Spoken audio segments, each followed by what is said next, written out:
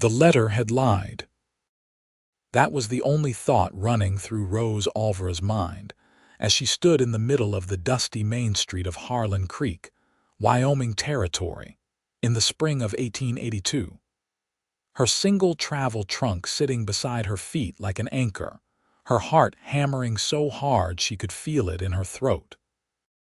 She had read those letters so many times that the paper had gone soft at the folds, had memorized the cadence of the handwriting, had traced the words with her fingertip by lamplight in her tiny room above her aunt's bakery in Cincinnati. She had believed every word. She had believed the coldness. She had believed the warnings. She had believed Dorothea Marsh when the woman had gripped her wrist at the Cincinnati Ladies' Society meeting and pressed those letters into her hands with a face gone white as flour and whispered, "Read these. Read what kind of man Fletcher Kinsley truly is before you make the gravest mistake of your life." And she had read them. Letters written, supposedly, from the man himself to a prior mail-order bride arrangement, a woman named Clara, who had ultimately refused to make the journey west. Letters full of cold commands and emotional distance. Letters that described the ranch as a place of hard labor and harder silence. Letters that made the man sound like a stone wall dressed in a rancher's coat. So she had come prepared for iron, prepared for severity, prepared to survive a marriage of pure transaction, because anything, even a cold and distant ranch in Wyoming, was better than remaining in Cincinnati under her aunt's roof, working without wages, watching her small life shrink smaller every single year. She had not been prepared for the man now walking toward her down the street. He was tall, yes. That much the agency's description had been accurate about. Broad across the shoulders, dark hair curling slightly at the temples from beneath a worn felt hat, jaw shadowed with several days of growth. His boots kicked up small clouds of dust with every unhurried step. But the thing that stopped Rose's prepared coldness dead in its tracks was the way he was holding the bunch of wildflowers. Not a stiff, formal bouquet arranged by someone else. A rough, slightly lopsided bundle of yellow and purple wildflowers that he had clearly gathered himself, the stems uneven, a bit of dry grass tangled among them, and he was holding them with such visible uncertainty, such transparent, almost painful hope on his sun-bronzed face, that Rose felt something inside her chest crack, open like a window after a long winter. "Miss Olvera," he said, stopping a respectful 3 feet from her, his voice low and careful. "I'm Fletcher Kinsley. I'm sorry about the state of the flowers. I'm better with cattle than I am with. I wasn't sure what you'd prefer, so I just—" He stopped. He looked at the flowers. He looked at her. "I'm real glad you came," he said simply. And Rose, who had spent the entire 40-hour train ride from Cincinnati steeling herself against exactly this man, felt her carefully constructed armor develop its very first crack.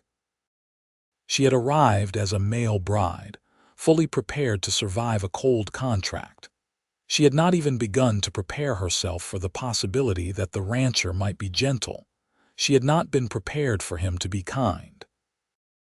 The story of how Rose Olvera came to be standing in the dust of Harlan Creek on a May afternoon in 1882 was not a dramatic one, but it was a true one, and truth in that era had a particular weight to it that fiction never quite managed. She was 24 years old. Her parents, both originally from New Mexico Territory, had moved the family to Cincinnati in 1869 when Rose was 11, chasing her father's dream of establishing a printing business in a larger city. Her father, Eduardo Olvera, had been a meticulous and dreaming man, gentle in the way that certain men are gentle, as though the world's roughness had never quite found purchase on them. Her mother, Catalina, had been fiercer, practical, funny in sudden, unexpected ways that made everyone around her laugh before they'd understood the joke. Both of them had died in the typhoid outbreak of 1876, within 3 weeks of each other, leaving Rose at 18 with a household of debts, and an aunt who took her in with the specific generosity of someone who intended to collect on the debt indefinitely. Aunt Phyllis Connors was not a cruel woman, precisely. She was a narrow woman. Narrow in her opinions, narrow in her warmth, narrow in her sense of what a young woman of mixed heritage and limited means ought to expect from life. She ran the bakery on Elm Street with efficiency and absolute authority, and she made it quietly but unmistakably clear that Rose's labor was the price of her roof and her bread.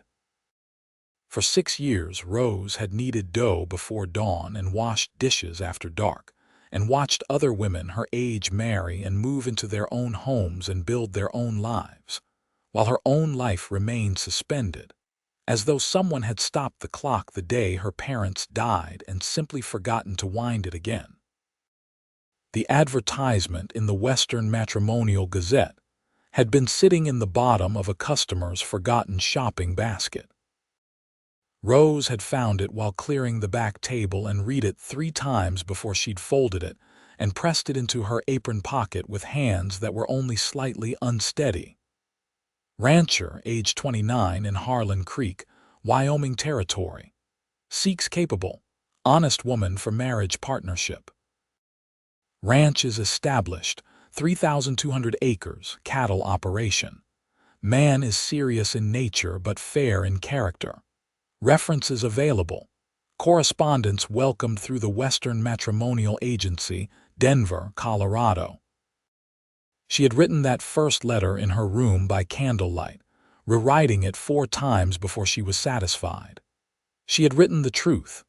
Her age, her background, her parents' names, her work experience, her limited financial situation, and at the end, one careful, honest sentence. I am not looking for grand romance, Mr. Kinsley. I am looking for a fair partnership built on mutual respect, and I am prepared to work hard for such a thing. His response had surprised her. It had been longer than she'd expected, and warmer in places, describing the ranch in the kind of specific detail that suggested genuine affection for the land. He had mentioned the way the Laramie Mountains looked at sunset from the North Ridge. He had mentioned his foreman, a man named Gus, whom he described as the best man I've known and the worst cook in Wyoming. He had mentioned that the ranch house had a good kitchen and a parlor that got afternoon light. He had written at the very end, I think a partnership built on respect is an honorable foundation, Miss Olvera. I am willing to try if you are. They had exchanged 11 letters over 4 months. Each of his had felt, gradually, a little more open, a little more specific, a little more like a real person rather than a classified advertisement. She had found herself reading them more than once. She had found herself looking forward to them. And then, Dorothea Marsh had appeared with the other letters. Dorothea was 40 years old and moved through Cincinnati society with the particular energy of a woman who possessed information others did not. She was not unkind exactly, but she was the sort of person who found satisfaction in being the one to deliver difficult news, who leaned forward slightly when telling you something terrible, as though proximity to your reaction was itself a reward. She had found Rose at the Ladies' Society autumn fundraiser, in the corner where Rose always stood because Aunt Phyllis made her attend, but did not particularly encourage her to mingle. And she had arrived with a plate of cookies she didn't touch, and a story that she very clearly had been rehearsing. A friend of hers, she said, a woman named Clara Hutchins from Philadelphia, had entered into correspondence with this very same Fletcher Kinsley through the very same matrimonial agency not 2 years prior. Clara had agreed to make the journey west. And then, Dorothea said, lowering her voice to a dramatic whisper, she had received these. The letters she pressed into Rose's hands were nothing like the ones Rose had been receiving. They were curt, demanding. One described the ranch work in terms that made it sound less like a partnership and more like indentured service. Another contained an entire paragraph about expectations regarding the management of the household that read more like a legal document than a letter between two people attempting a human connection. There was no warmth in them, no mention of sunsets or mountains or good foremen. There was only a kind of cold efficiency that made Rose's stomach clench as she read. She had asked Dorothea twice whether she was certain these had come from Fletcher Kinsley of Harlan Creek, Wyoming territory. "Clara showed me the envelopes herself," Dorothea had said, with the gentle certainty of someone who has never been wrong. "Same man, same ranch. My dear, you must think very carefully before you go any further with this." Rose had gone home that night and read her own letters again. She had held them side by side with Clara's for a long time, looking for the seams where the different men might be stitched together, looking for some sign of the cold, demanding person in the warm, careful one. She had almost convinced herself she could see it, almost persuaded herself that the warmth was a performance, a mask he'd learned to wear for the early letters before the true nature came out. She had almost sent a letter to the agency canceling the arrangement.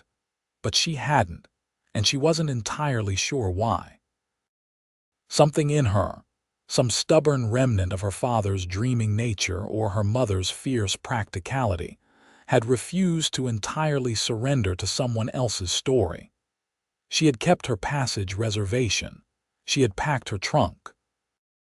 She had told herself that she would go with her eyes open, that she would be watchful and careful, that she would not be taken by surprise. She had been entirely taken by surprise. Because here was Fletcher Kinsley with his lopsided wildflowers and his honest, plainly anxious face, and he looked nothing whatsoever like the man in Clara's letters. "Thank you for the flowers," Rose said, because her mother had raised her with manners even when the world didn't particularly deserve them. His face relaxed in a way that suggested he'd been holding it tense for some time. "I've got the wagon just over here. Can I take your trunk?" "I can manage it." "I'm sure you can," he said, and it was the way he said it, without any edge to it, without any implication that she was being difficult or unfeminine or contrary, simply as a sincere acknowledgment of fact that made her look at him sharply. "But I'd like to help if you'd let me." She let him take the trunk. The wagon ride from town to the ranch was approximately 40 minutes, and Rose spent most of it in a state of intense internal conflict, studying Fletcher Kinsley from her peripheral vision, and trying to reconcile the man beside her with the letters that Dorothea Marsh had pressed into her hands with such certainty.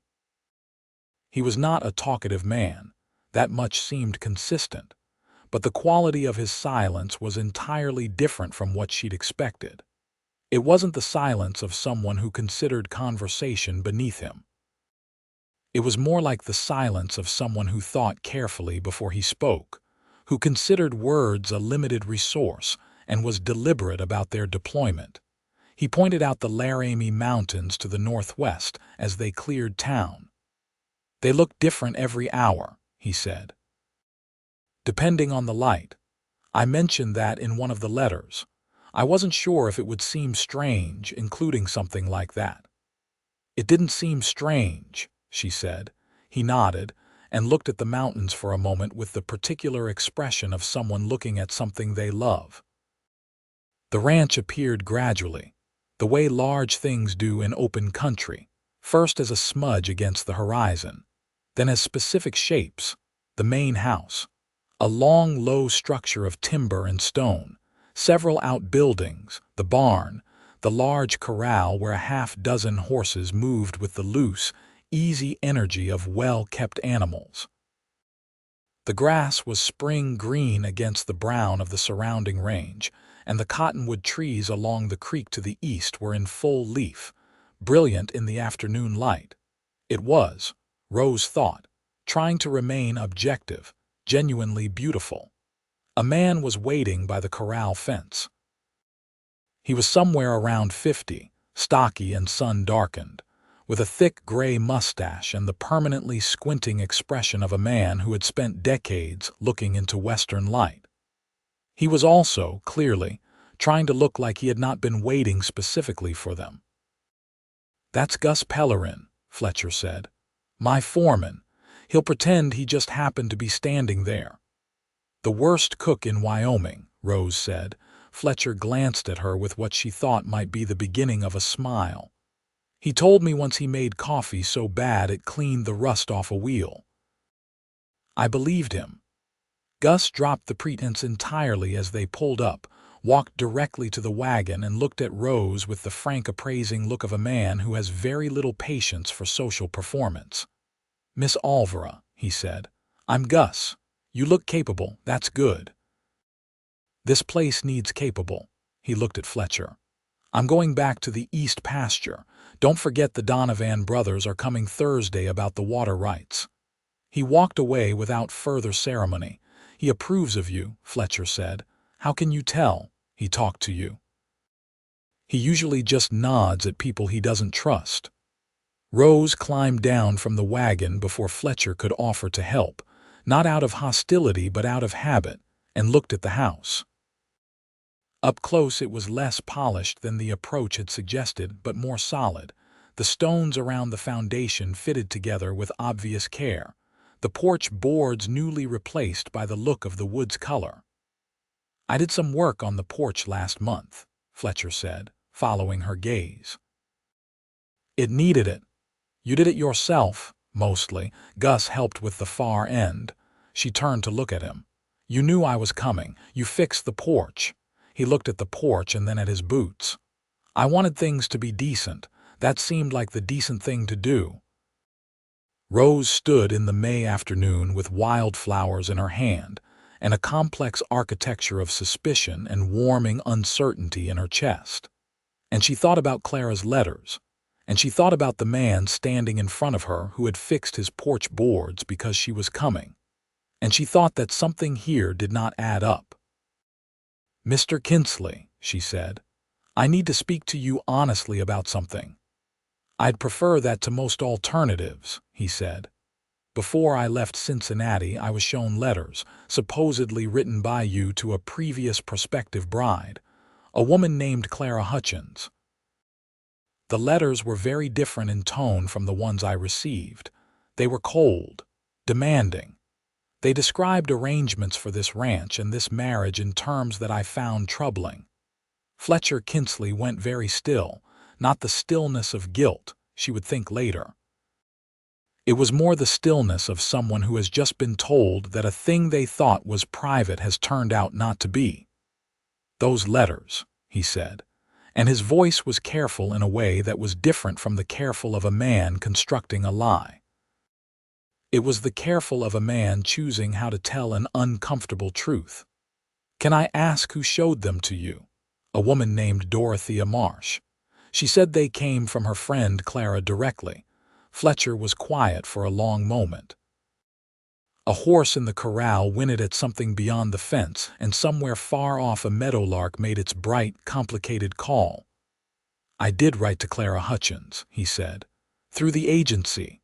2 years ago." He paused. "The letters you were shown, Miss Olvera, were not written by me." She looked at him directly. "You're saying they were forged?"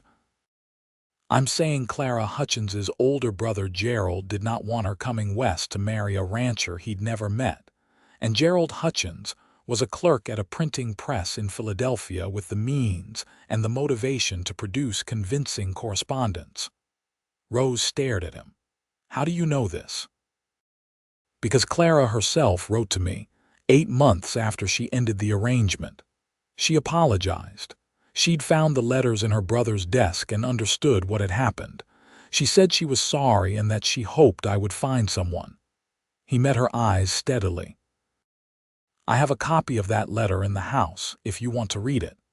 The architecture of Rose's suspicion shifted in a fundamental way, the way a building shifts when the ground beneath it changes, pieces falling into new and different configurations.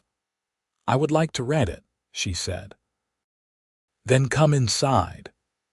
The inside of the house was not grand, but it was thoughtfully arranged, which told Rose something about the person who arranged it. The main room served as both parlor and dining area, with a large stone fireplace on the western wall and windows on the south side that let in a wide wash of afternoon light. There was a braided rug on the floor that had seen considerable use, but had been recently cleaned. The furniture was plain and sturdy, the kind of furniture made to last rather than to impress. On the mantel, there were 3 books and a small framed photograph and a tin candlestick. Rose looked at the photograph. It showed a man and a woman, older, standing in front of what was clearly this house at an earlier stage of its construction. The woman's face had Fletcher's jaw and his way of holding herself, upright and slightly self-contained. "My parents," he said from behind her. "My father built this house in 1858. My mother planted the cottonwoods along the creek." He crossed to the small writing desk in the corner and opened the top drawer, extracting a letter that he brought to her without hesitation. "Read whatever you need to read." She read it. Clara Hutchins had been a precise, somewhat formal writer, but her distress was present in the letter even through the formal language. She had written that she had discovered, while looking for a bank draft receipt in her brother Gerald's desk, a stack of unsent letters bearing Fletcher Kinsley's name as sender, along with a ledger page in Gerald's handwriting containing what appeared to be notes for their fabrication. She had confronted her brother, who had admitted to writing them and substituting them for the real letters from the ranch, which he had intercepted from the post. She wished to express her profound regret and her sincere hope that Mr. Kinsley had not been too damaged by the disruption to his plans. The letter was dated September 14, 1880. Rose folded it carefully and held it for a moment. The meadowlark outside was still going, and the light was moving across the floor in long, slow bars as the sun tracked westward. "I'm sorry," she said. "I should have asked you before I arrived. I should have written and asked you about those letters." "You had no reason to assume the woman who showed them to you was wrong," he said. "Why would someone show you letters that weren't real? Dorothea Marsh collects knowledge the way some people collect porcelain," Rose said slowly. "She wasn't trying to harm me. She genuinely believed she was helping, but she was passing along information she hadn't verified, and she nearly prevented this arrangement entirely." "But she didn't," Fletcher said. "No," Rose said. "She didn't." She looked up at him. He was watching her with an expression she couldn't yet fully read, something cautious and honest, the expression of a man who has learned through experience to be careful about wanting things. "I want to be straightforward with you," he said. "I think straightforward is the only thing worth being. This is a hard life in a number of ways. The work is real and the winters are genuine, and there are years when the cattle market does things nobody wants and years when the weather makes decisions that override everything else. I can't offer you ease or luxury." He paused. "But I can offer you fair treatment. I can offer you a say in how this place is run. I can offer you my honest effort every day." He paused again. "And I'd like, if it seems possible to you, to offer you the chance for something that's more than just an arrangement. Though I understand if that seems premature." Rose Olvera was a woman who had learned not to trust beautiful words because beautiful words had been used to describe situations that turned out to be very different from the description. She was a woman of careful observation and slow trust. But she was also her father's daughter, and her father had believed in the specific courage required to hope for something good. "It doesn't seem premature," she said. It seems honest, and honest is what I'm looking for." The first week was a kind of careful, mutual investigation, the way two people learn each other's rhythms before they can trust them fully. Rose was determined to be useful immediately and completely, not out of fear, as she would have been in her aunt's house, but out of her own genuine sense that usefulness was dignity. She was in the kitchen before dawn each morning, had already learned the layout of the larder and the temperamental behavior of the cast iron stove, which ran hot on the right side and needed watching, before Fletcher appeared for the first cup of coffee, he noticed. He said nothing about it directly for 3 days, and then on the 4th morning he appeared earlier than usual while she was still working, and simply joined her. Not standing over her, not supervising, just moving to the other side of the kitchen and beginning to slice bread with the economy of motion of someone who has made his own breakfast for years and sees no reason to stop. They worked in a comfortable silence that surprised her, and ate together at the kitchen table with the south window open to the spring morning, and spoke about ordinary things, the schedule for the week, the behavior of a fence line to the north that Gus said needed attention, whether the kitchen garden should be expanded this year. "My mother kept a kitchen garden," Rose said, and immediately wondered if she should have said it if it was too personal too soon. But Fletcher looked interested, not uncomfortable. "What did she grow?" "Chilies, mostly. Tomatoes. Herbs that she used in a way my aunt could never understand, and I've been trying to recreate ever since." She paused. "I don't know if any of those things grow well this far north." "We're at a higher elevation than you'd think from the approach," he said. "The growing season is shorter. But worth trying." He looked at the window. "There's space on the south side of the house where the sun stays longest, if you wanted to try." It was such a small thing, such a genuinely small and simple thing. But Rose had spent 6 years having her preferences not asked about, and she felt the uncomplicated warmth of it with a disproportionate intensity. "I'd like that," she said. She met the ranch hands properly on the 2nd day. Rose had grown up in Cincinnati, but her parents had taught her enough about the particular cruelties of that era's treatment of native people that she approached Thomas without the awkwardness, or the false heartiness, she sometimes saw in white people who were trying to compensate for something.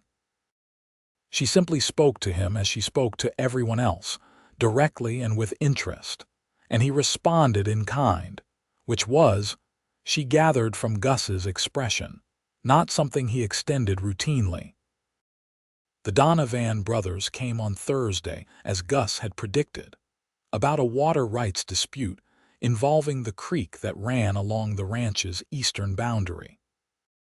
They were large men, both of them, and they had the particular quality of men who were accustomed to getting their way through a combination of physical presence and the implication of things they were not quite directly saying. Rose was in the kitchen when she heard their voices through the open parlor window, and she did not eavesdrop intentionally, but the voices carried.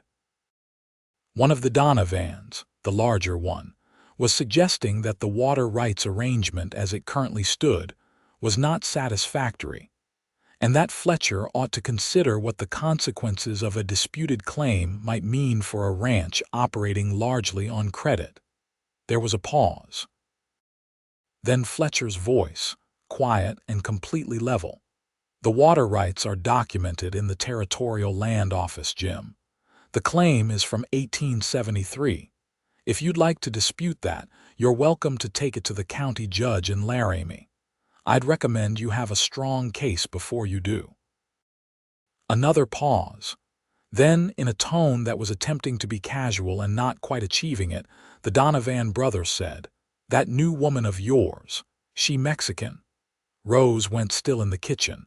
Fletcher's voice did not change in volume or inflection.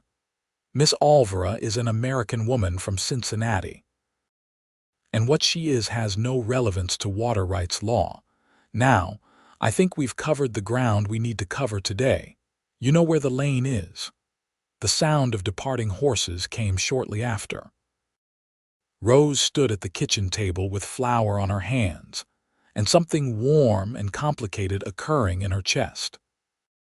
She had learned to manage her own responses to that particular kind of comment, had developed a kind of practiced internal steadiness around it, the way you develop calluses on the places that most often meet friction. But she had not expected someone else to meet it the way Fletcher just had, without performance, without speeches, with the particular simplicity of a man who found the implication not worthy of discussion. When Fletcher came into the kitchen 10 minutes later, she didn't mention it. She just looked at him for a moment, and he looked back, and something passed between them that didn't require words to complete. "Are the Donovans going to be a problem?" she asked. "They've been a background problem for years," he said. "They don't have a legal case and they know it. They'll continue to make noise until they find something they think is leverage. And if they find something, then we'll deal with it." He looked at her steadily. "Together, if that's agreeable to you, this is your ranch too. Your ranch too." She had not expected those words this early.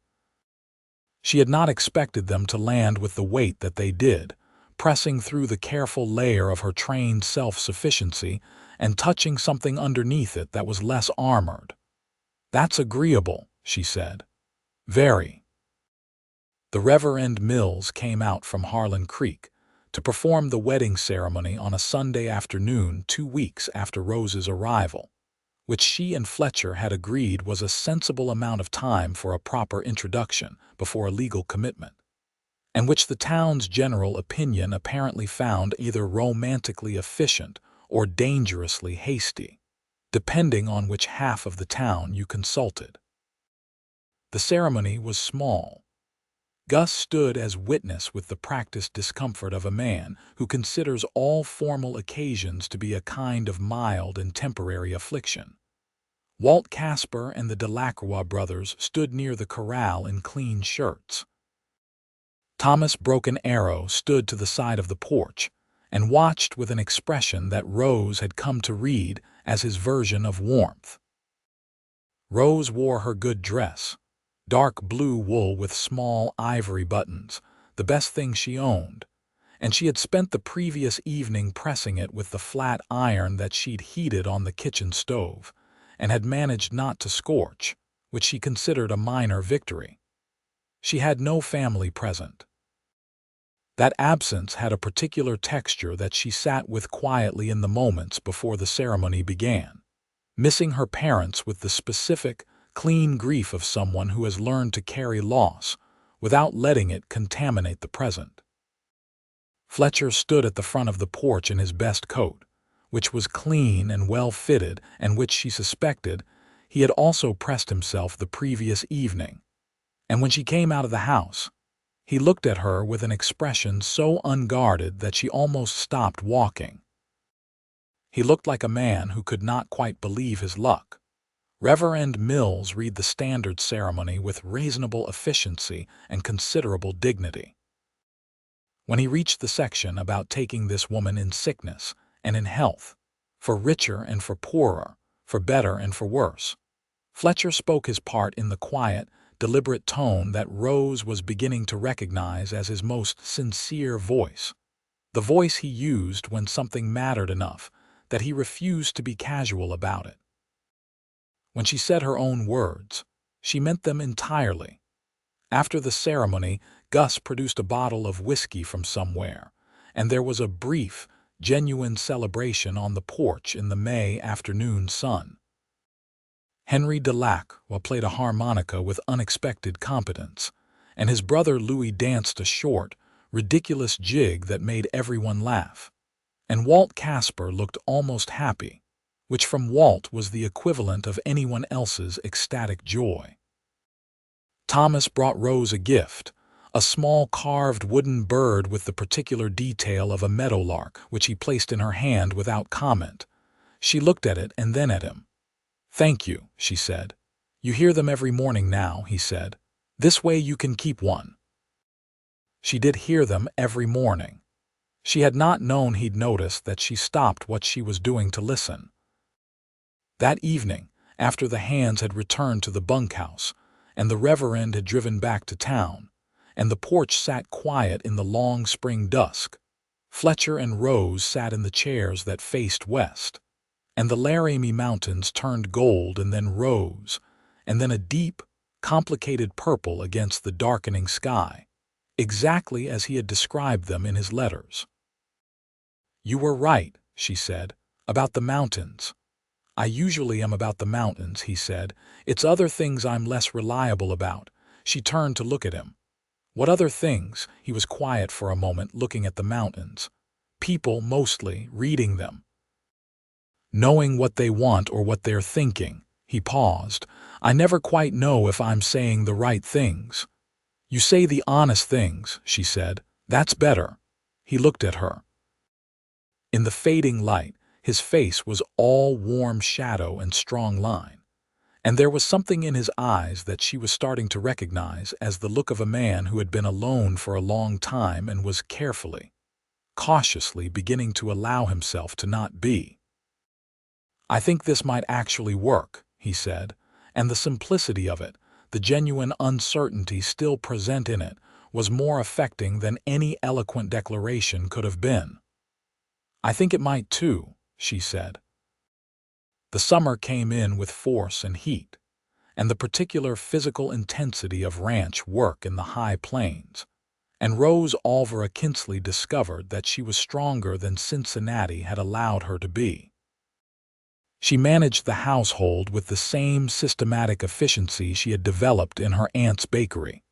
But now the work was hers, the decisions were hers, and the satisfaction of it was entirely different. She expanded the kitchen garden on the south side of the house, as Fletcher had suggested, and while the chilies struggled with the altitude as she'd expected, the tomatoes found their footing by midsummer, and the herbs she planted from seeds she'd ordered through the general store in Harlan Creek, cilantro and epazote, and Mexican oregano, filled the kitchen with smells that made something in her chest ache with love for her mother. She learned the rhythms of the ranch, the seasonal patterns of the cattle work, the branding in spring and the trail drives to the railhead at Rawlins in fall, the constant maintenance work that a large property required, the water management, the fence line repair, the hay cutting for winter stores.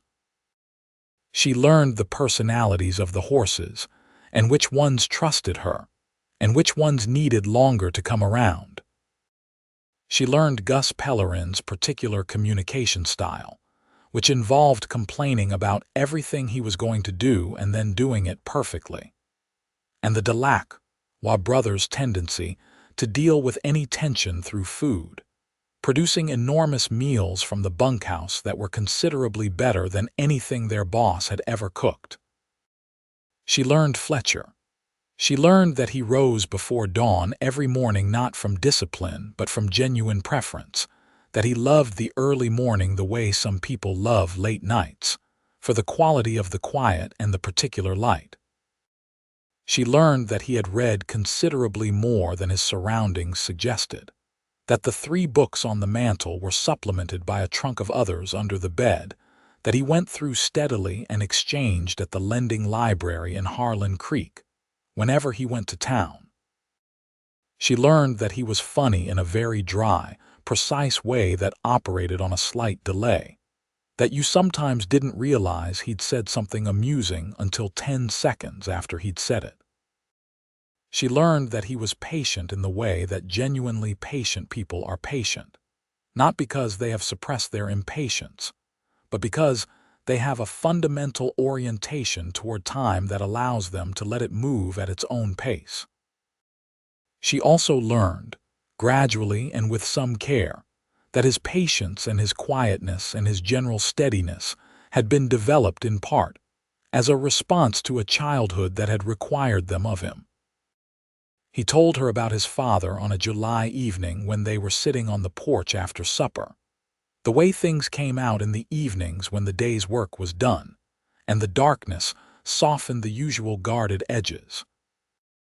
His father had been a good rancher, he said, and a reasonable man in most respects, but he had carried a furious temper that came out unpredictably, not constant enough to be predicted, not rare enough to be safely ignored. It had never crossed into physical violence, Fletcher said carefully, but it had filled the house with a kind of atmospheric pressure that made young Fletcher learn very early to read rooms and manage his own responses with extreme care. "I learned to be quiet because quiet didn't provoke anything," he said. "Then I learned to actually like quiet, and then I forgot for a while that other people might not read quiet the same way I did, might read it as coldness or distance." Rose thought about this. "Is that what happened with the agency, before the Hutchins letters?" He nodded slowly. "There were 2 arrangements before Clara, both ended during the correspondence. I think I came across as," he paused, choosing the word, "remote. Both women said something about it in their final letters. One said I seemed like I was describing a property transaction rather than a marriage." He looked at the darkening sky. "She wasn't wrong. I didn't know how to do it differently. I'm still not sure I'm doing it well." "You're doing it well," Rose said. "How can you tell?" "Because I'm still here," she said. "And I'm not staying out of obligation." He looked at her then, and the expression on his face, that unguarded, honest openness that she had first seen at the train station with the wildflowers, was there again in full, undefended. "Rose," he said, and then stopped. "Fletcher," she said, and let the word hold everything she wasn't yet quite ready to say directly. He reached across the space between the chairs and put his hand over hers where it rested on the armrest, and she turned her palm up and held it, and they sat like that as the stars came out over Wyoming, and it was neither dramatic nor spoken, but it was real, and real was what she'd asked for. The trouble with the Donovan brothers came to a head in August, as trouble generally chooses the busiest and most inconvenient season to arrive. It began with the water. The creek along the eastern boundary of the Kinsley ranch fed both the Kinsley cattle and, below the boundary, the smaller Donovan operation. And there had been a documented agreement since 1873 that the Kinsleys had primary water rights to the upper portion of the creek in exchange for maintaining the dam structure that helped regulate the flow during the dry months. The arrangement had held for nearly a decade, had been managed first by Fletcher's father, and then, after his death in 1878, by Fletcher himself. What changed was that August was the driest summer in 3 years, and the creek ran lower than it had in memory, and the Donovan cattle were suffering. Rose heard about it first from Walt, who came in for water in the middle of the afternoon, looking more disturbed than his usual baseline, which was already set fairly low. "The Donovans cut the fence on the east boundary," he said. "They're moving cattle onto our side of the creek." Fletcher's face, when she told him, showed the controlled version of anger, the kind that lives in the jaw muscles and the very slight narrowing of the eyes, the anger of a man who has decided to process it into action rather than reaction. He rode out to the east boundary with Gus and Walt, while Rose stayed at the house, not because she'd been asked to, but because someone needed to manage the horses, and Thomas was already at the north pasture. She spent the 3 hours of their absence doing useful things that did not effectively distract her from the specific anxiety of waiting. They came back before sunset. Fletcher's expression was controlled, but his eyes were tired in a way that went past physical. "It's manageable," he said, in the tone that meant it had been more complicated than he wanted to describe in full. What he told her over supper was this. Both Donovan brothers and 2 of their hands had been at the fence line when Fletcher's group arrived. There had been a confrontation of voices, not weapons. though the tension in it had been of the kind that required everyone present to maintain careful control of their better judgments. Jim Donovan had claimed the dry summer constituted an emergency situation that overrode the water rights arrangement. Fletcher had said the arrangement didn't have an emergency clause, and that if Donovan wanted to renegotiate terms, he was welcome to do it through the county land office rather than through fence cutting. There had been a period of silence in which both parties assessed each other. Then Jim Donovan had said, quietly but clearly, that Fletcher had gotten comfortable because he'd been the only operation on this range for long enough, and that comfort led to carelessness. He was implying something, Rose said. He was implying he'd find a way to make a claim that mattered more than water rights. Fletcher looked at her steadily. There's a land dispute situation that's been moving through the territorial legislature. Certain land grants from the 1860s are being re-examined. The Kinsley grant is solid, but it's not immune to challenge if someone with enough money or connections decided to push hard enough. Do the Donovans have enough money or connections? Enough of one or the other? Not both yet, he paused. I'm going to write to the land office attorney in Laramie tomorrow, and I'd like to go to the county seat next week and have the documentation reviewed. I'll come with you, Rose said. He looked at her.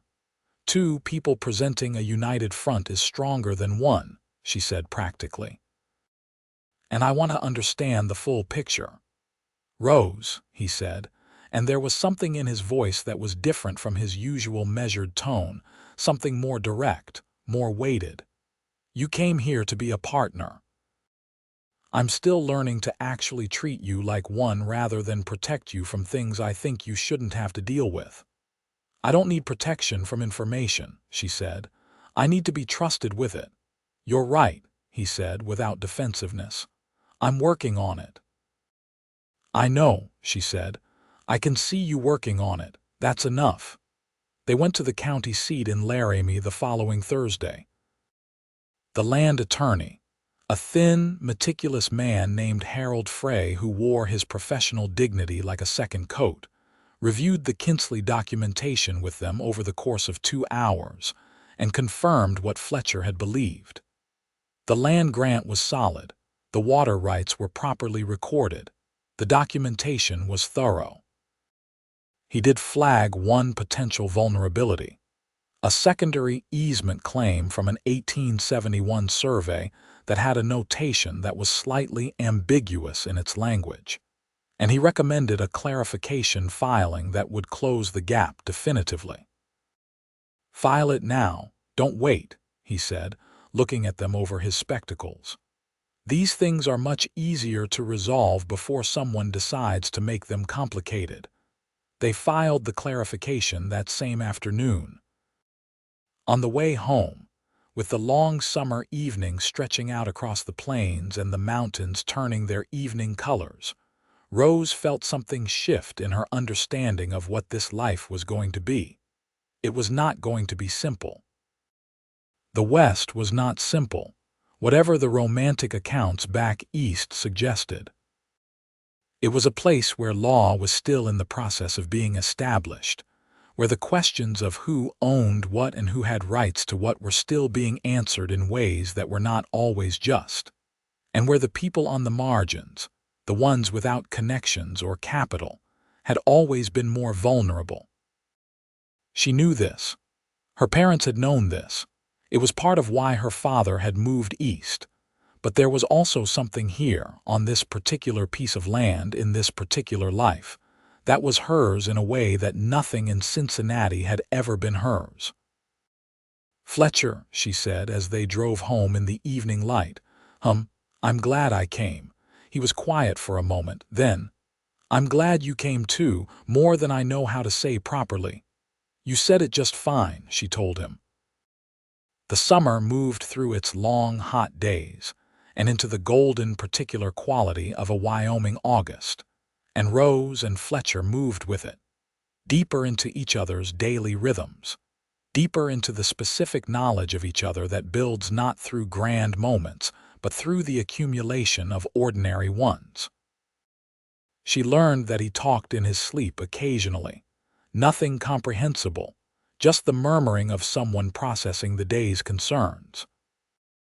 She learned that he had strong opinions about very specific things, the correct way to mend a fence post, the superior qualities of a certain blacksmith in Harlan Creek, the proper temperature for coffee, and that in all other respects, he held his opinions lightly and changed them readily when presented with better information. She learned that he carried his father's absence and his father's difficult legacy with a quietness that was not denial but genuine integration, that he had found a way to be grateful for what his father had built and honest about what his father's limitations had cost, without letting either of those truths overrun the other. He learned about her parents.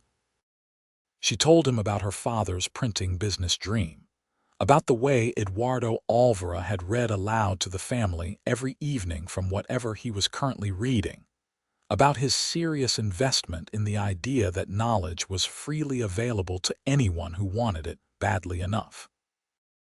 She told him about her mother's cooking, the smells of it, the specific constellation of flavors that had made their small Cincinnati house feel like a larger place, and about the way Catalina Olvera could laugh at things that would make other people cry, not because she was avoiding the pain, but because she refused to give it the entire room.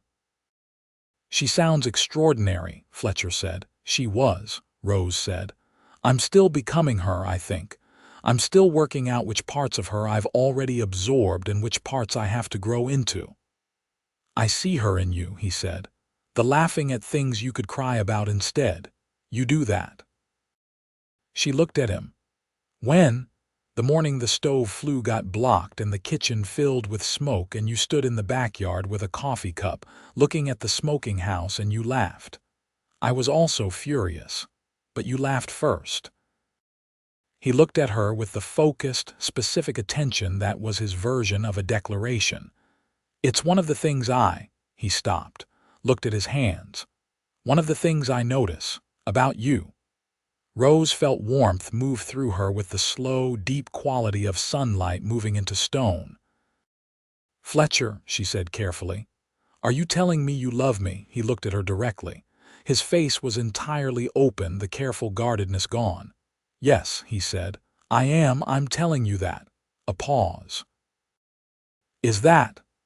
"I love you too," she said, simply and completely, with the certainty of someone who has finished a long journey and recognized, without any drama whatsoever, that this is the right place. He looked at her for a long moment, and then he smiled, and it was the fullest smile she had seen from him, the one that reached his eyes and changed the whole architecture of his face. And she thought, with the specific joy of someone discovering something they hadn't known they needed, that she was going to spend a considerable amount of the rest of her life making sure he had reasons to smile like that.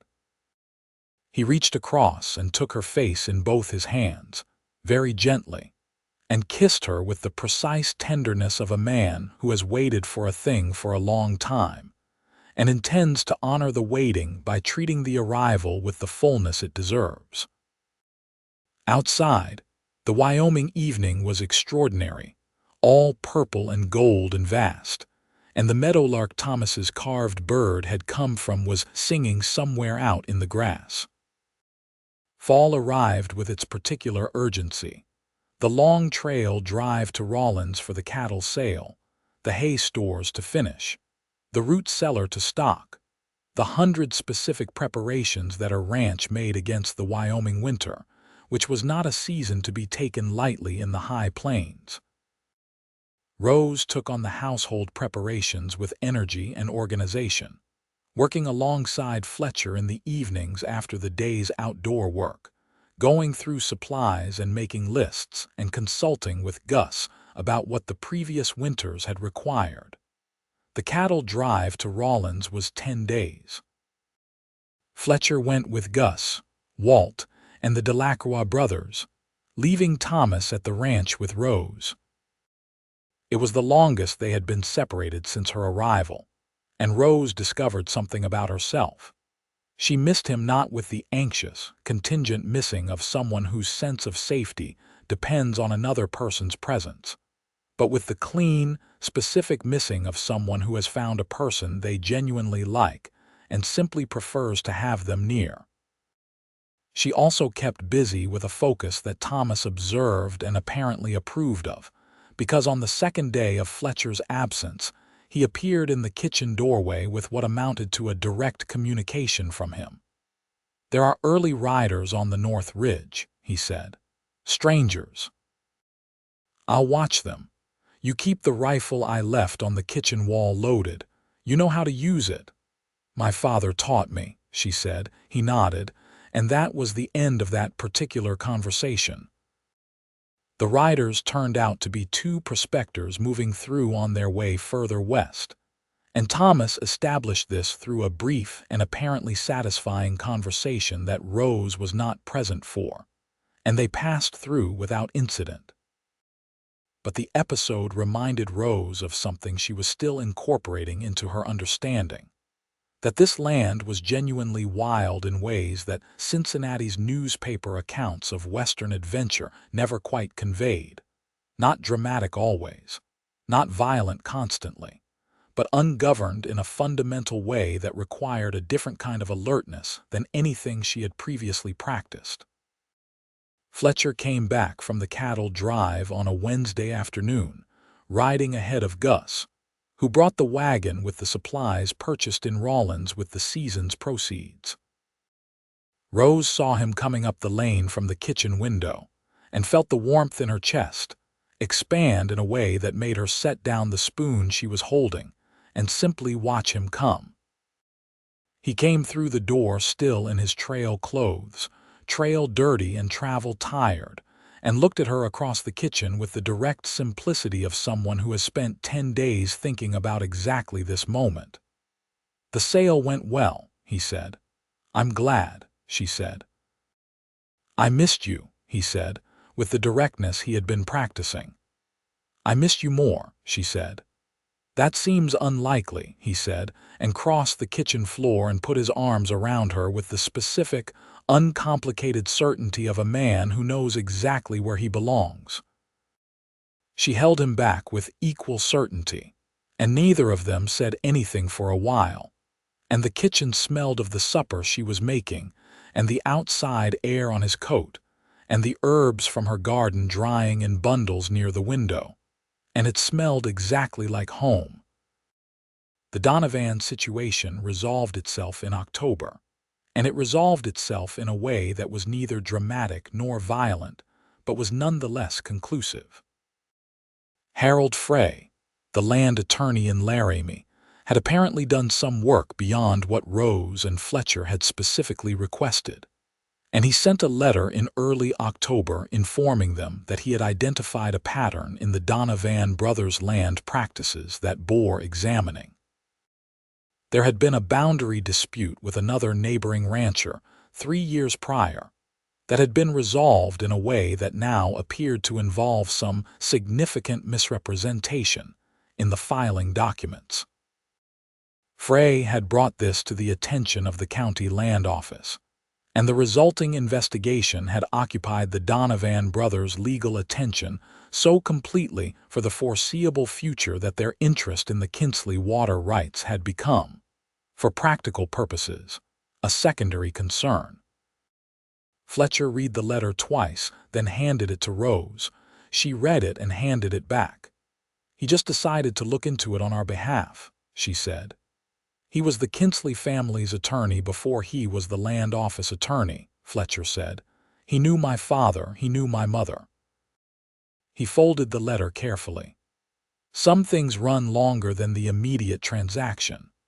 Rose thought about what Harold Frey had done, the quiet, patient work of it, the way justice sometimes operated not through dramatic confrontation, but through persistent, careful attention to what was true. It reminded her of something her mother had said once, that the loudest justice was rarely the most effective one. Thank your attorney, she said, and maybe send him some of the good whiskey at Christmas. Already considered, Fletcher said, and she heard the quiet satisfaction in his voice that was his version of triumph. November brought the first serious snow, which arrived not gradually but entirely overnight, so that Rose woke to a world that had transformed from brown autumn range to white silence while she slept. She lay still for a moment, listening to it, the quality of the silence that snow makes, all the usual small sounds muffled and altered, and then she got up and went to the window. The ranch in snow was a different place. The mountains were buried in cloud, barely visible, just a sense of mass and weight behind the gray wall of sky. The barn and outbuildings were capped with white. The cottonwoods along the creek had lost their remaining leaves, and their bare branches were outlined in snow against the pale sky with the precise clarity of a drawing. Fletcher appeared behind her, warm from sleep, and looked over her shoulder at the white world. "First real one," he said. "Usually not until late November." "It's beautiful," she said. "It is," he said. "Until the second week, and then it's work." He looked at the sky. "This one will stay. We'll be digging paths to the barn for a while." He was right. The snow stayed, and the winter settled in around the ranch with the specific seriousness of a Wyoming winter at altitude, the temperatures dropping to ranges that required deliberate preparation for every trip outside, the days short and the nights long, the work contracting to the essential, keeping the cattle fed and watered, keeping the buildings functioning, keeping the household warm and supplied. Rose had never spent a winter like it. Cincinnati winters were cold and gray and confining, but they were the confinement of a city, surrounded by other people's lives and noise and the constant activity of a populated place. This was something different, a winter that reduced the world to a small circle of warmth surrounded by enormous cold space, that made the people in that circle significant in a way that people in cities rarely are to each other. She and Fletcher rayed in the evenings. They played chess, which Rose had learned from her father, and which Fletcher had learned from a traveling salesman who'd sheltered at the ranch during a blizzard 3 years prior, and had apparently been a very good teacher. The games were serious and long and occasionally contentious in the specific, enjoyable way of two well-matched people. He read to her sometimes, in the evenings after supper, the way her father had read to the family. Not from children's books, but from whatever he was currently reading, and they would discuss what he'd read, disagreeing sometimes with the frank pleasure of two people who have discovered they can disagree without the disagreement becoming threatening. He had a Shoshone dictionary. She found it on the shelf one evening when she was looking for something else and took it down with surprise. "Thomas," he said when she showed it to him. "He's been on this ranch since I was 19. He spent a winter teaching me basics. I've never gotten very far, but I keep trying." He paused. "It matters to him that I try, even when I get it wrong. Does he know about the dictionary?" He put it there. Rose held the dictionary for a moment, feeling the particular texture of that information. A man who had placed a tool for understanding on his employer's shelf, a gesture of faith in the capacity for understanding if not the achievement of it. "There are so many things happening in this territory that are unjust," she said carefully. "To the Shoshone, to the other tribes, to everyone who was here before the settlers." "Yes," Fletcher said without qualification. "And there's not much any individual person can do about the large mechanisms of it." "No," he said. "There isn't, but there's what you do in your own house and on your own land, and that's what you can actually control." He paused. "Thomas has been offered other work. Better paying work a couple of times. He's stayed here. I don't know entirely why, but I try to deserve it." She looked at him, and he looked back, and she felt the love she had for him as a specific, complex, entirely real thing. Not the love of a story, but the love of an actual life, made of specifics and imperfections and genuine choices. December passed in white and cold and firelight, and Christmas came to the Kinsley ranch with a quiet celebration that felt neither lonely nor incomplete. Rose had written to Aunt Phillies in October, a careful letter that described the ranch and the life without embellishment or apology, that acknowledged the years of work and board and offered no bitterness about them, that was honest and complete, and signed with love that was genuine if not uncomplicated. Phillies had written back in November, a shorter letter in her narrow handwriting that expressed, in its compressed and careful way, something that might have been relief and something that might have been a reluctant acknowledgement that things had worked out in a way she had not quite expected. Rose had read the letter to Fletcher, who had listened with the attentive quiet he gave to things that mattered to her. "She loves you," he said when she finished, "in the way that's available to her. That's a generous reading, maybe, but I think it's the accurate one." She had sent Phillies a jar of the herb salt she'd developed from her mother's recipes, and a brief note that she hoped the winter was mild in Cincinnati. It was not reconciliation exactly. It was something smaller and more sustainable, the acknowledgement of a complicated bond and the choice to maintain it anyway. The new year came in cold and clear, a night of stars that seemed closer than stars had any right to be, and Fletcher and Rose stood on the porch in their heaviest coats watching the black sky burn with them. "What do you want this year to be?" he asked. She thought about it seriously, the way he had learned she thought about things without deflection. "More of this," she said. "More of exactly this. And maybe," she paused, "maybe a start on something bigger, something that will still be here long after we are." He looked at her, understanding what she was not quite directly saying. "If it happens, it happens," he said carefully, not wanting to press. "And if it doesn't happen right away, it will happen when it's ready. This place isn't going anywhere." "No," she said, "it isn't." He put his arm around her and she leaned into the warmth of him, and the stars burned on over Wyoming, indifferent and magnificent. Spring came again, and with the mud and the new grass and the urgency of the calving season, Rose discovered that she was expecting a child. She had suspected for several weeks before she was certain enough to say it, and then she had been certain for several days before she had found the exact right moment. And the exact right moment turned out to be early morning in the kitchen, before full dawn, with the light just beginning to come gray through the south windows and Fletcher sitting at the table with his first cup of coffee, and the look on his face of a man who is temporarily at peace with the world. She sat down across from him and said, "I think we're going to need more room in the house before next fall." He looked at her. Then he looked at her in a different way, the way that processed what she had actually said. He set down his coffee cup with a care that suggested his hands might not be entirely steady. "Rose," he said. "Yes," she said. "That." He stood up from the table and came around to her side and knelt down beside her chair and took her hands, and his expression was so completely open, so entirely without the careful guardedness he had spent his life developing, that she felt tears come to her eyes which she considered slightly undignified and entirely understandable. "Are you all right?" he asked. "How are you feeling?" "Wonderful," she said, and laughed at the simplicity of being able to say it and mean it completely. "I feel wonderful."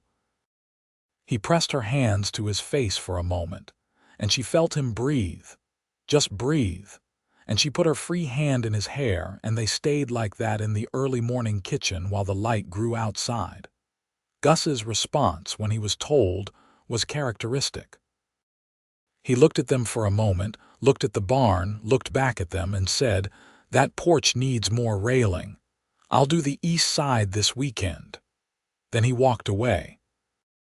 Thomas said nothing, but he spent several evenings over the following weeks expanding and improving the small kitchen garden fence, which would need to be more secure with small children about, and he did not say why he was doing it, and no one asked. The Delacroix brothers produced 3 consecutive extraordinary meals. Walt Casper smiled at Rose every time he saw her, which was the equivalent of anyone else having a small but genuine celebration every single day. The room they converted for the nursery was the small room off the main bedroom that had been used for storage. Fletcher cleared it over a weekend in late April, and Rose painted the walls with a warm cream paint she'd had mixed at the general store in Harlan Creek. And between them, they built a crib using plans from a woodworking pamphlet that Fletcher had ordered from a printing house in Denver. The building of the crib was an entire education in how they worked together. Fletcher was methodical and precise and deeply unwilling to accept an uncertain joint. Rose was faster and more improvisational and willing to trust a good enough fit. They argued about the headboard spindles for approximately 20 minutes, and then found a compromise solution that was genuinely better than either of their original approaches, and looked at it with the mutual satisfaction of people who have learned to build things together. The summer of 1883 was kinder than the previous one, the rains coming in the right pattern, the grass running long and green across the range, the creek full and easy. The cattle were healthy, and the hay cutting went well, and the late summer brought a yield that made the winter's provision calculation significantly more comfortable than the previous year. She found this out from Walt, who mentioned it with visible discomfort at being the one to explain Gus's actual reasoning. She had gone directly to Gus and explained to him that she appreciated his concern, but that she was capable of making her own decisions about what she could manage. Gus had listened to this with his permanent expression of mild long-suffering and said, "I know you are. I just didn't want to be the one having to explain to Fletcher how I let his wife drive herself into labor 30 miles from town. That's a conversation I have no interest in having." Rose had found this so entirely in character that she had laughed, and Gus had considered the matter settled. She went into labor on a morning in late September when the aspens along the creek had turned to gold, and the air had the first real cold bite of the approaching season. Dr. Whitmore came from Harlan Creek, a deliberate and experienced woman in her 40s who had delivered half the children in the county, and had the calm competence of someone for whom there are few surprises left in the main lines of human experience. Fletcher spent the hours of Rose's labor in a state that she could hear through the wall, pacing, then stopping, then the sound of him speaking quietly to Gus in the kitchen, then silence, then pacing again. She found this deeply endearing and slightly amusing, and she told Dr. Whitmore so during one of the quieter intervals. "They all do it," Dr. Whitmore said with gentle authority. "It's the one thing they can't manage or fix, and it undoes them every time. The baby was a boy." He arrived in the afternoon, vigorous and loud, with his father's dark hair and his mother's fierce expression and lungs that suggested the communication instinct had been thoroughly inherited from both sides. Fletcher held him with the specific terror and specific wonder of first-time fathers, with both hands and very carefully, as though he had never held anything so fragile and so significant, and was not entirely convinced he was the right person for the responsibility. "He looks like you," Rose said. "He has your expression," Fletcher said, "that look of having already decided something." "Eduardo," she said. "I'd like to call him Eduardo." She watched Fletcher's face, absorbed the name of her father, of the gentle dreaming man who had loved books and believed in freely available knowledge, and had moved his family across the country looking for something better. Eduardo Kinsley, Fletcher said, and his voice was quiet with the weight of it. That's a fine name. Thomas came to the door of the nursery that evening as she was settled with the baby, and looked at them both with his characteristic economy of expression and said, "Good." Just the one word. But she had learned Thomas's vocabulary well enough to know that good meant safe and well and right, and I am glad for this, and something else, something larger, that didn't need a word. Good, she agreed. The years that followed the birth of Eduardo Kinsley were full years, in the way that lives in the West were full, with the constant physical reality of the land and the work and the weather, but full also in the human sense, layered and growing and deepening. A daughter came 2 years later, in the fall of 1885.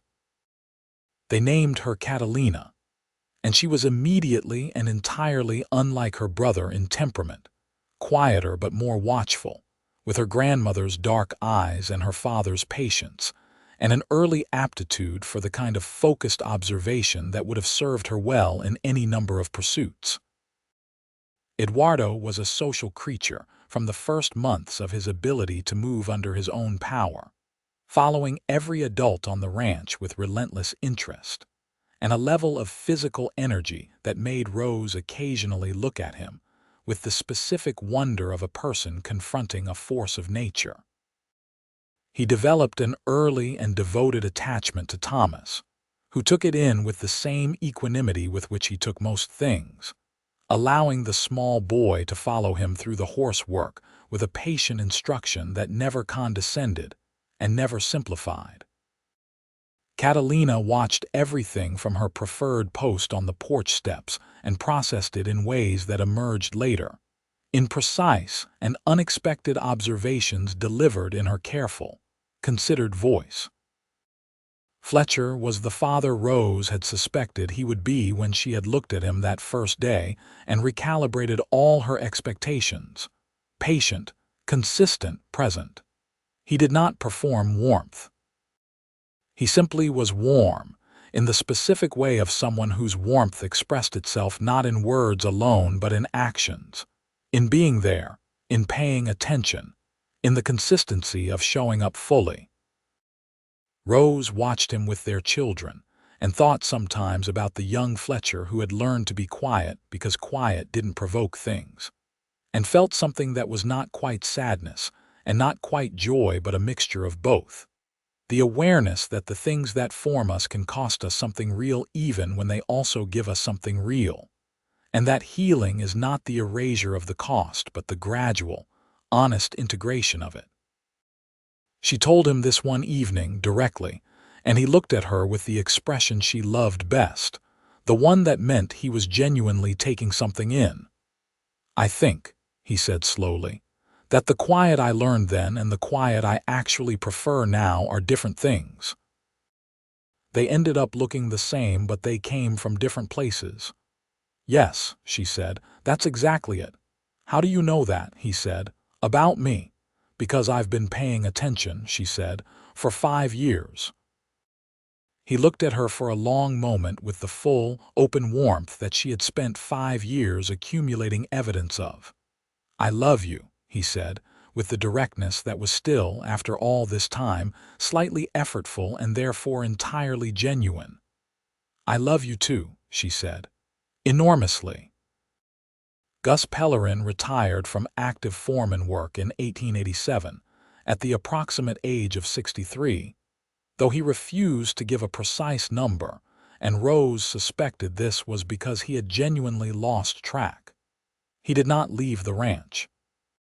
He took up residence in the small cabin that Fletcher had built for him at the east end of the property, 3 rooms with a decent stove and a view of the creek, and continued to offer opinions on ranch management with undiminished energy while performing a smaller share of the physical work, which everyone considered an entirely satisfactory arrangement.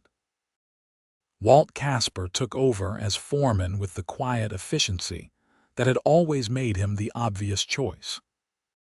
He was 30 now, steady and deeply reliable, and he had recently begun a cautious correspondence with a schoolteacher in Laramie, which Gus followed with an interest he loudly denied, and which the Delacroix brothers discussed with enthusiasm at every available opportunity.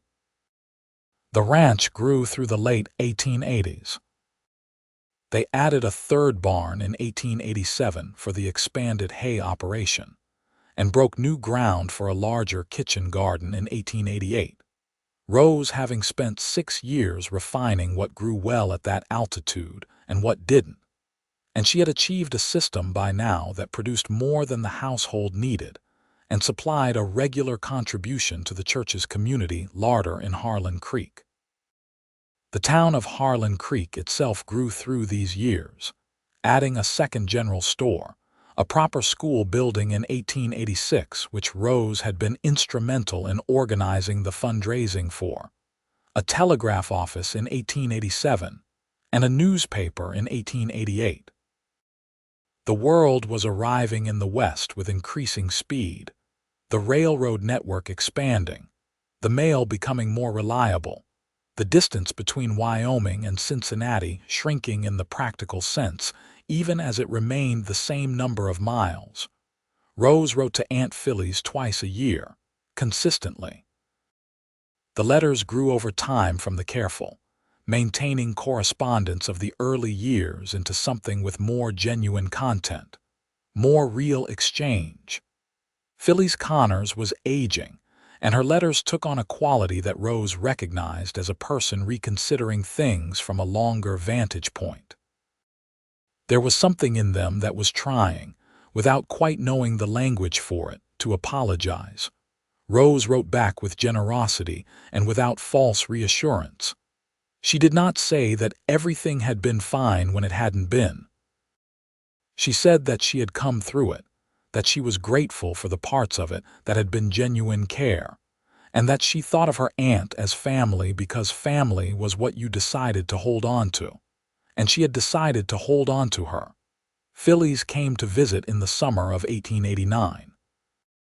She was 62 years old, and she made the journey from Cincinnati by train with the determination of a woman who has decided something and is seeing it through.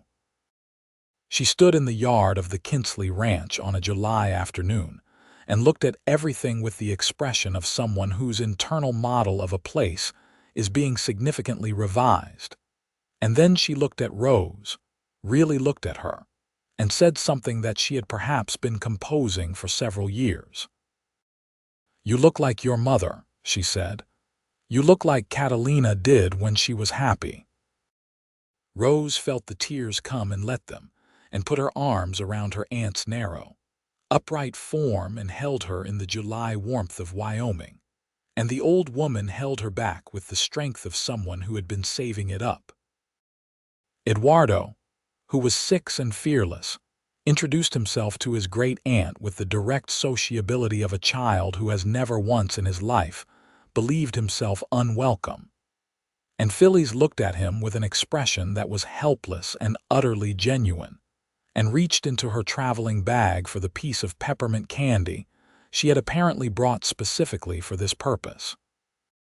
Catalina, who was 4 and watchful, observed this interaction from the porch steps for approximately 3 minutes and then came and stood beside her great-aunt and said, with the precise, considered voice that was entirely characteristic, "You have the same eyes as Mama."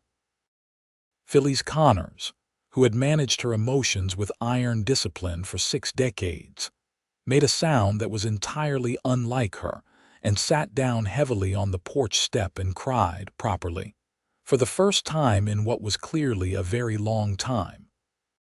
Thomas Broken Arrow stayed at the Kinsley Ranch through the 1880s and into the 1890s.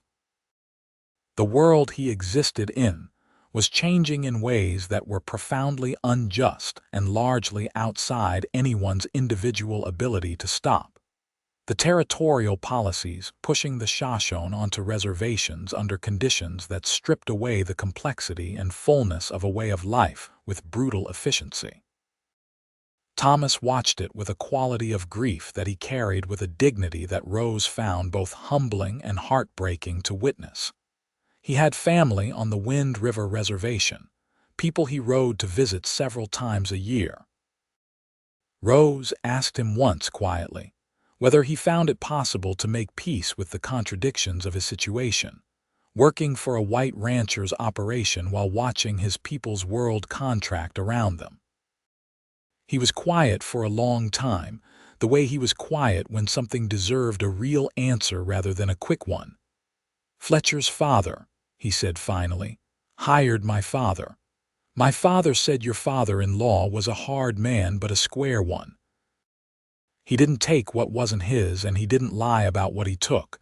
In this world as it currently is, that is a more unusual thing than it should be." He looked at the mountains. "And Fletcher is different from his father, better in some ways that matter." He looked at Rose. "You made some of that difference. You know that." She looked at him. "I'm not sure that's true." "I've been watching him for 14 years, Thomas said. "I know the difference." The 1890s brought changes that the West absorbed with varying degrees of grace. Wyoming achieved statehood in 1890, which brought new legal structures and new political realities to the landscape. The cattle industry went through a difficult period in the early 1890s, the market contracting, the open-range era ending under the pressure of barbed wire and smaller homestead claims, and the sheer multiplication of competing operations. Several ranches in the county sold or failed. The Kinsley Ranch navigated it through the combination of solid documentation and careful financial management and the willingness to diversify. Adding a small hay operation that sold to neighbors and a winter livery arrangement for the town of Harlan Creek that provided steady supplemental income. The Donovan brothers sold their operation in 1892 and left the county. Rose heard about it from the postmistress in Harlan Creek without any particular feeling other than the mild satisfaction that a long background noise had finally stopped. Eduardo Kinsley turned 10 in 1893 and was, by all accounts, exactly the child his parents would have predicted from his earliest temperament. Energetic, socially confident, deeply interested in everything, and already demonstrating the particular combination of his father's physical competence and his mother's intellectual curiosity that made him genuinely useful on the ranch and genuinely interesting to talk to. He had his grandfather Eduardo Olvera's love of reading, which he exercised through the school library and whatever he could extract from his parents' shelves.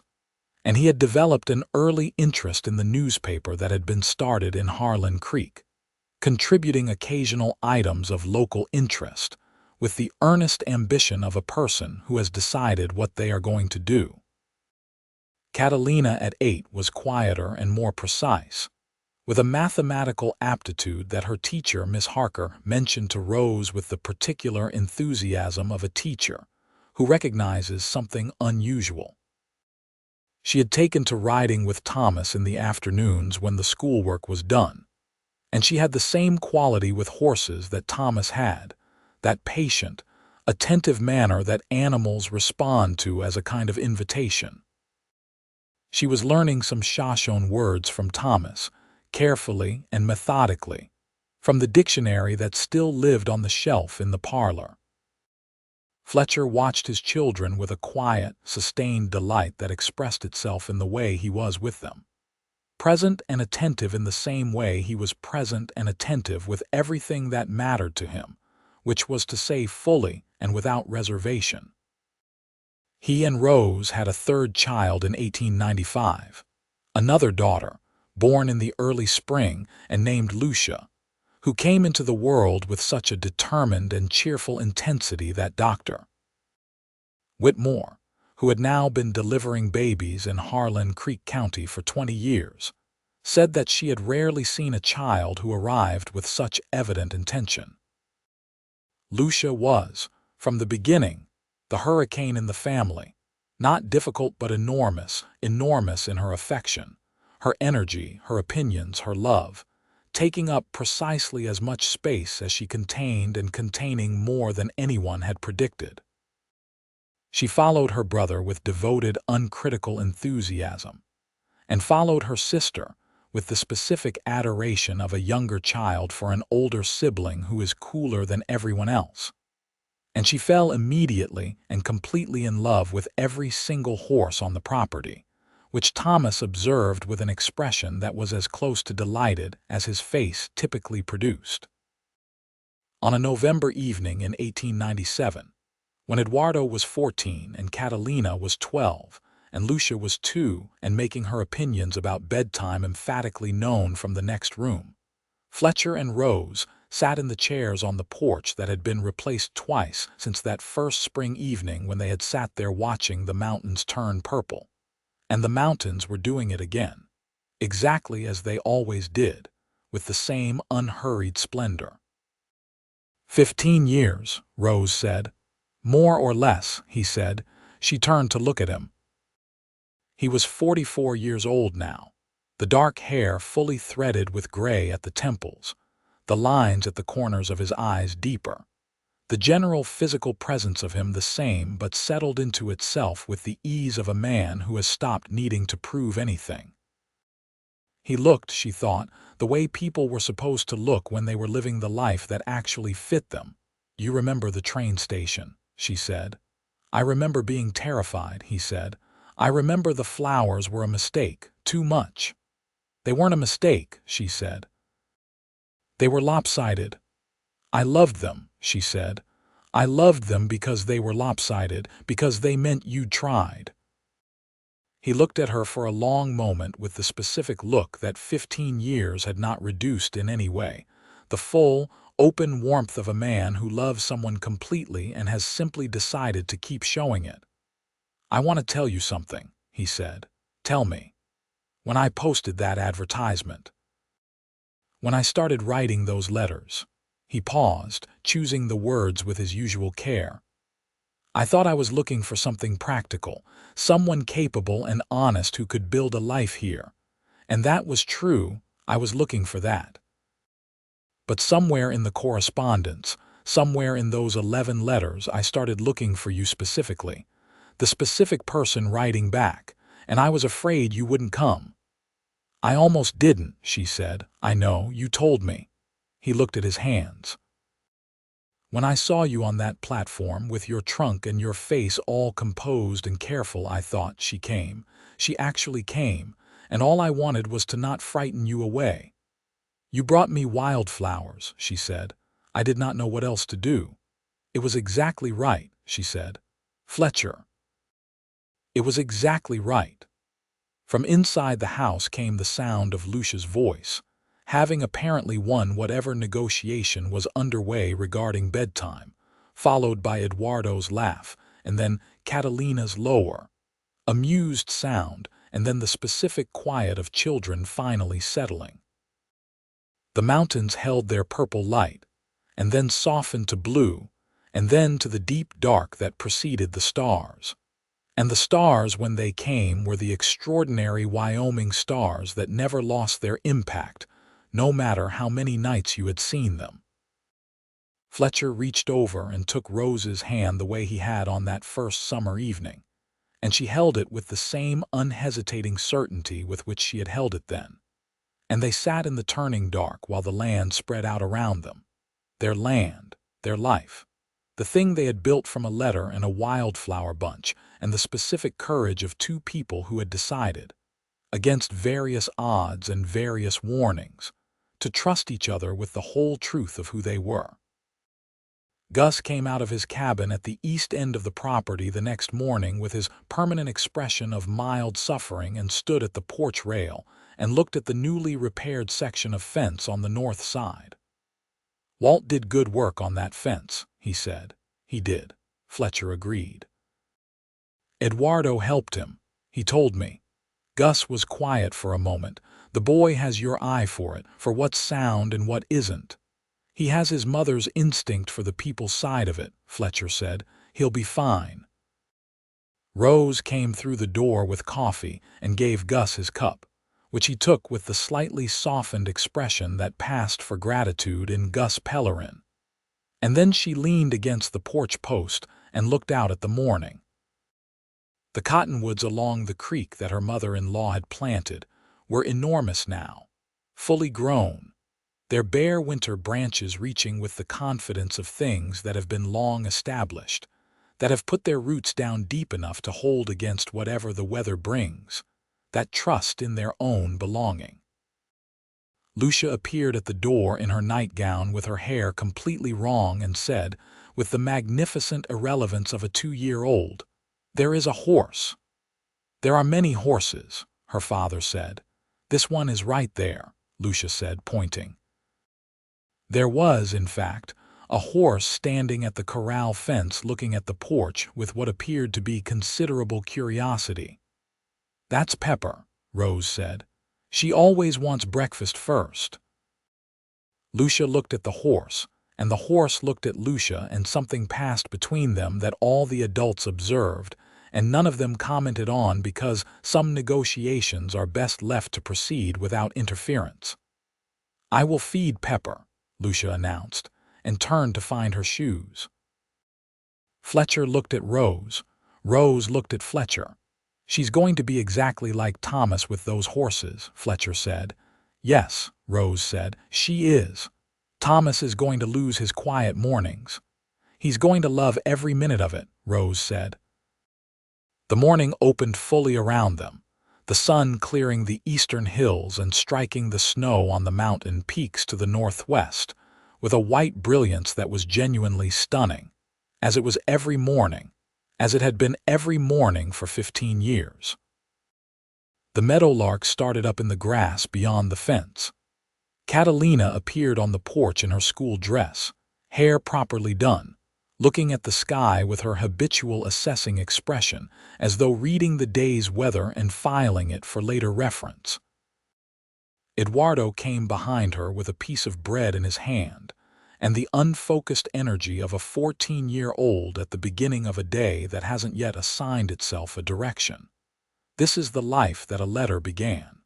This is the life that wildflowers opened. This is what happened when a woman with careful eyes and a hard-won trust, and her mother's fierce practicality, and her father's dreaming heart stepped off a train into a dusty Wyoming town and looked at a man with lopsided flowers and decided, against all the warnings she had been given, to look at him directly instead of at his letters. The letters had been wrong. The man had been right. The man had been, all along, exactly who he had shown himself to be. Not in the false letters that a frightened brother had forged to keep his sister close, but in the true letters that had described mountains at sunset and a good foreman who couldn't cook and the honest offer of a partnership built on respect. The letters Rose had read by candlelight in Cincinnati and folded carefully along their worn creases and carried west in the lining of her trunk like something worth keeping. She had been right to keep them. She had been right to come. And every morning when the meadowlarks began, and the mountains turned from gray to gold and Fletcher came into the kitchen with the early morning quiet on him, and the day not yet started, she knew it completely and without any reservation at all. The stone-carved bird that Thomas had given her that first May still sat on the kitchen windowsill, its wings spread mid-flight, facing the direction the morning light came from. After 15 years, it had a small chip from one wing where Catalina had accidentally knocked it off the sill at age 3, and had cried about it with such genuine distress that Thomas, hearing about it from Lucia at an improbable remove in years, and through the relay of the family's collective storytelling, had offered to carve a new one. Rose had said no. The chip was part of it now. The chip was the story of a 3-year-old girl who cared enough about a gift to cry when it was damaged, and the chip was the exact right thing, and the bird was better with it than without it. This was, she had found, largely true of everything,